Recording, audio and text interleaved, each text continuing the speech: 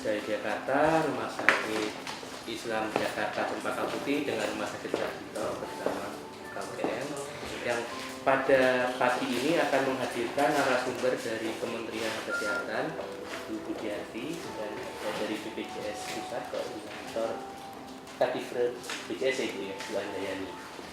Ya. Kita mulai dengan pertama perwakilan PKN. Selamat pagi Bapak Ibu sekalian, selamat datang di Fakultas Kedokteran UGM di ruangan lab leadership ini. Pagi ini kita akan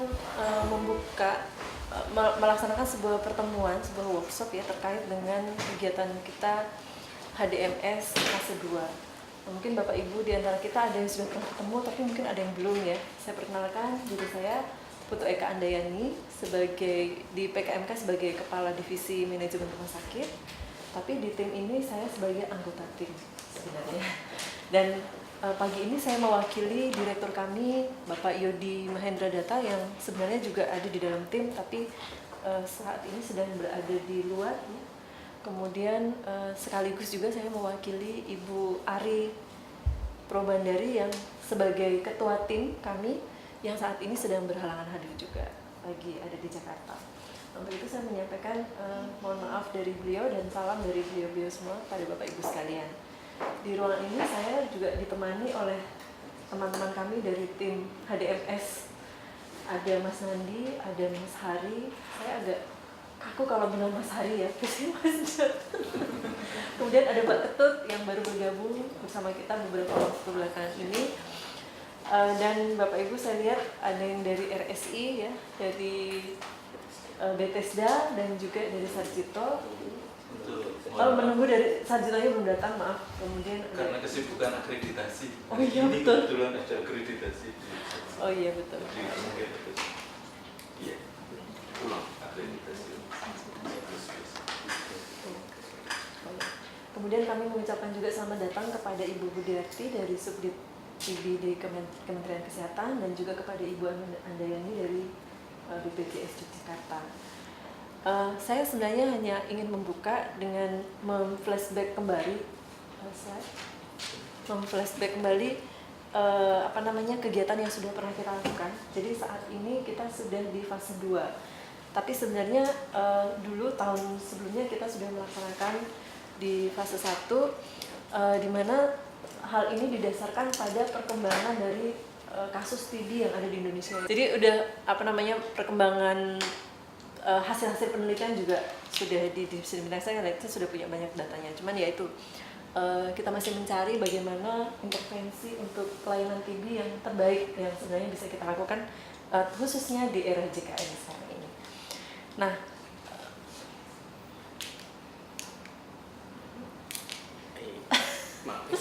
maaf saya agak gaptek. Jadi kita tetap menggunakan kerangka konsep dari Berwick slide. Ya seperti ini. Jadi ada patient dan community-nya, ada microsystemnya, ada organizational context dan ada konteks lingkungan. Slide.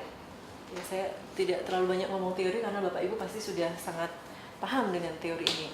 Jadi studi kita ini bertujuan untuk meningkatkan kualitas klinis dari pelayanan TB di rumah sakit. Nah, tapi kualitas klinis ini tidak hanya melulu pada intervensi terhadap program klinisnya itu sendiri, tapi juga khususnya di keuangan. Di luar klinis itu ada aspek keuangannya yang juga akan kita lihat. Nah, kemudian kita akan melakukan beberapa intervensi terhadap mikrosistem yang ada di rumah sakit, seperti itu. Nah, slide ini adalah gambaran secara ringkas mengenai apa yang sudah kami lakukan di fase 1, yaitu yang berdurasi selama 8 bulan. Waktu itu ada 5 rumah sakit yang terlibat. Waktu itu fasenya kita sebut sebagai diagnosis. Jadi kita baru memotret situasi yang ada dan kemudian banyak temuan yang cukup menantang untuk kita lakukan intervensi di tahap kedua ini. Nah, sekarang kita di fase kedua berdurasi sekitar 18 bulan. Dari 5 rumah sakit yang ikut di tahap 1, ada 2 yang kita drop dari list karena Terutama sih karena mungkin intervensi ini mungkin lebih pas kalau kita kerjakan di 3 rumah sakit yang lain yang ada di sini ya. Ada Rumah Sakit Islam Jakarta, ada Rumah Sakit Bethesda Jogja, dan ada Rumah Sakit Sarjito. Lanjut. Nah, tujuan di fase 1 itu terus lanjut. Kok di saya ada tulis saja? Ya sudah, fase 2 saja. Jadi sebenarnya di fase 1 itu ada beberapa hasil yang sudah kita dapatkan.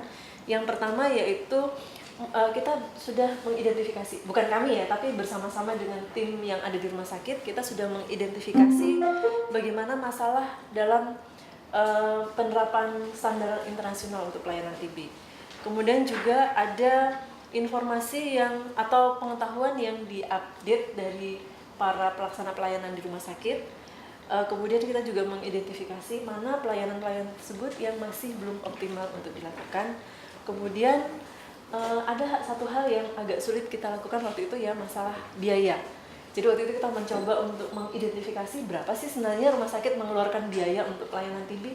Itu tidak berhasil karena ternyata dari sisi dokumentasi itu sangat sulit kita telusuri waktu itu ya.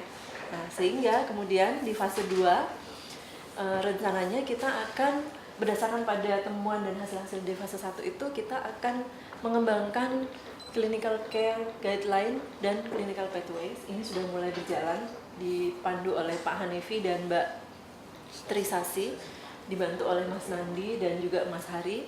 Kemudian ada interaktif educational intervention yang kita dibantu oleh Mbak Ketut dan Pak Hari dan juga Mas Nandi untuk mengembangkan.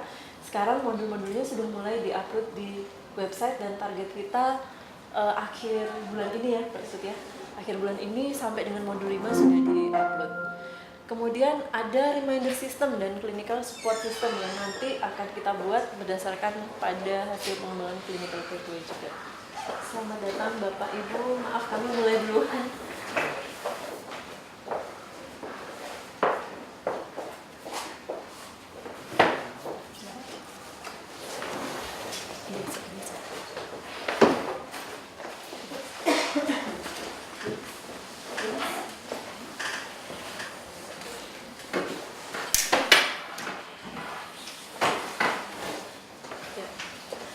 Nah, kemudian rencananya kita akan lanjutkan dengan pengembangan clinical audit dan feedback, lalu ada mengembangkan KPI untuk individual dokter yang terlibat, dan juga mengembangkan budaya. Nah, ini saya rasa budaya ini masalah yang sangat sulit dan pasti butuh waktu lama untuk kita kembangkan. Tapi dengan siklus ini nanti yang berjalan, kita harapkan semoga ada budaya baru yang lebih efisien dan lebih efektif untuk kita dalam melaksanakan pelayanan TB di rumah sakit masing-masing. Nah, slide ini adalah gambaran dari siklus kerja kami bersama dengan Bapak Ibu sekalian di rumah sakit ya. Jadi lingkaran itu menunjukkan siklus. Setiap siklus pasti ada proses pembelajaran yang digambarkan sebagai LS. Jadi ada lesson session 1, ada learning session 1, learning session 2, dan seterusnya. Nah, dalam waktu yang kita punya 18 bulan ini kita akan melaksanakan 2 siklus learning session, di mana nanti pada saat learning session kita akan berkumpul lagi bersama-sama untuk melihat apa yang sudah dicapai dan di mana yang perlu ada perbaikan-perbaikan lebih lanjut. Slide. Fase 2 kita pakai model ini, saya kira Bapak Ibu juga sudah pernah melihat ya bahwa ada clinical guideline yang dikembangkan, lalu dari situ kita membuat clinical pathway, lalu dari situ kita buat training-training. Nah, training-training ini nantinya secara spesifik akan dikembangkan oleh masing-masing rumah sakit. Jadi yang modul yang saya sampaikan tadi interaktif learning session itu akan di-upload di website dan isi modulnya itu akan dikembangkan bersama-sama dengan rumah sakit. Jadi sesuai dengan kebutuhan masing-masing. Dan semuanya bisa diakses. Nanti akan saya sampaikan alamat emailnya, alamat websitenya. Kemudian dari aspek lain selain aspek klinis juga akan kita lakukan intervensi di aspek keuangan. Sebenarnya dulu di awal kita merancang untuk keuangan ini ada dua hal ya. Yang pertama adalah mengembangkan sistem akuntansinya. Jadi mulai dari informasi keuangan masuk, kemudian bagaimana dia diproses, lalu sampai keluar menghasilkan informasi biaya. Kemudian yang kedua, menghitung biaya satuan untuk layanan TB.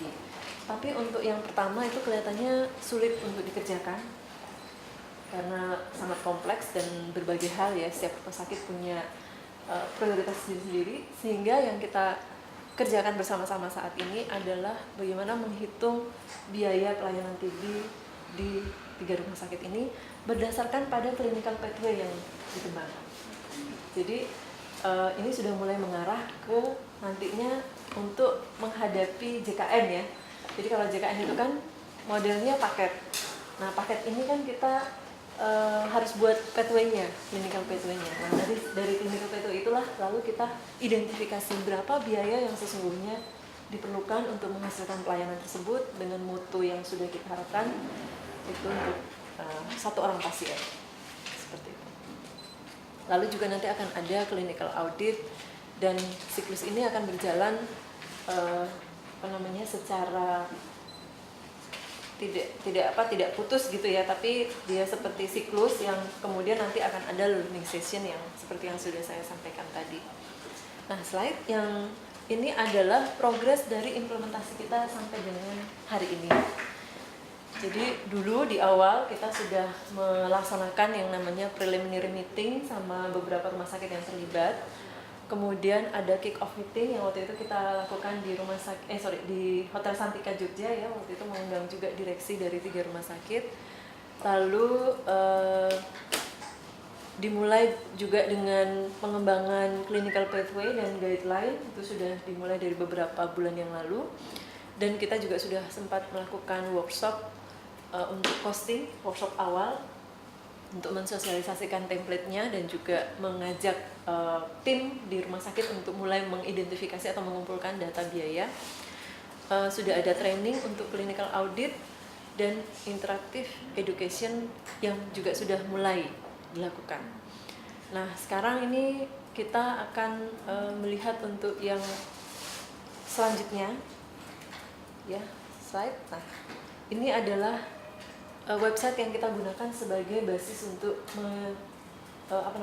untuk alat komunikasi kita gitu ya. Jadi hasil-hasil semua yang sudah kita dapatkan itu kita upload semua di website ini.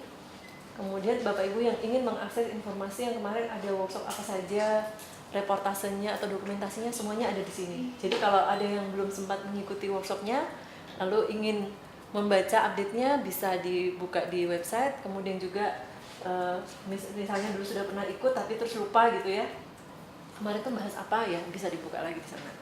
Nah, untuk interactive education ini ada 5 modul, 6 sebenarnya, yang targetnya akan di-upload sampai dengan akhir bulan ini.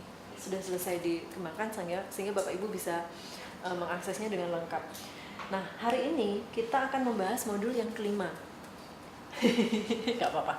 Modul yang kelima yaitu TB MDR TB Care untuk yang terkait dengan dalam era JKN gitu ya. Nah, sini kita sudah menghadirkan narasumber dari Subdit TB Kemenkes yang akan membahas mengenai bagaimana program TB, kemudian bagaimana kebijakan Kemenkes dalam layanan TB di era JKN, dan kemudian dari BPJS Yogyakarta juga akan membahas mengenai kebijakan BPJS terkait dengan pelayanan TB di rumah sakit. Nah, kemudian siang hari setelah agak siang nanti setelah rehat, tiap-tiap rumah sakit akan share mengenai bagaimana masalah di masing-masing rumah sakit dalam penanganan TB tersebut. Jadi harapannya nanti Ibu Budiati dari Subdit TB dan juga Ibu Andayani dari BPJS juga bisa mendengarkan langsung dari ketiga rumah sakit ini mengenai masalah-masalah yang terkait dengan pelayanan TB di era JKN ini. Barangkali dan nanti setelah itu akan ada diskusi ya, dan kita akan tutup pertemuan ini dengan makan siang nanti sekitar jam 12 kalau itu bisa selesai atau enggak. Ya molor-molornya jam 1 lah.